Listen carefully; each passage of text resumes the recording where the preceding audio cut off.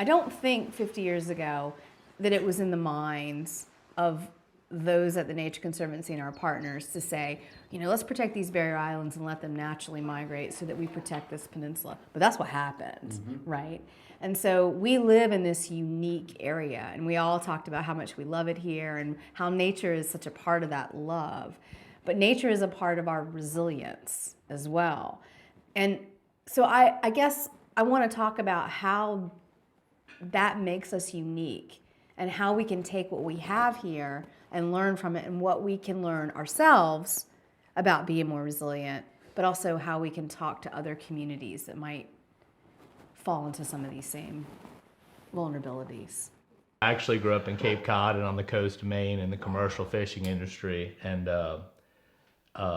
came down here doing shellfish research. But one thing about this place in particular and our industry's interactions with the Nature Conservancy is that it's protected one of the last sort of wild stretches of East Coast.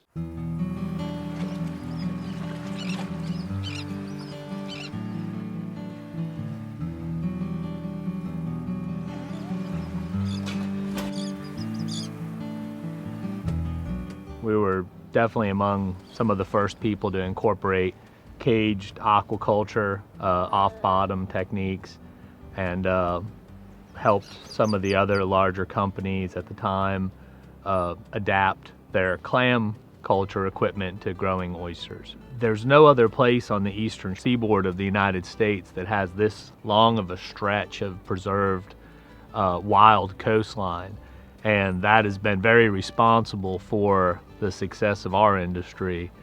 The water is extremely clean. When we pull an oyster out of the water, it is that place. There's nothing we've done that affects that flavor. We can partially affect the shape and do a few things like that through culture techniques, but the flavor is the flavor. We've had more frequent and more drastic swings in our weather patterns. We have more high tides than we used to, where the roads will get covered over. We have more storm events that transport more sand, and thankfully where we work we have a chain of barrier islands that protects our farms that the Nature Conservancy has preserved. And thus far, we're still in business, but you certainly can see hands-on how much that an island can move in a very small, short storm event.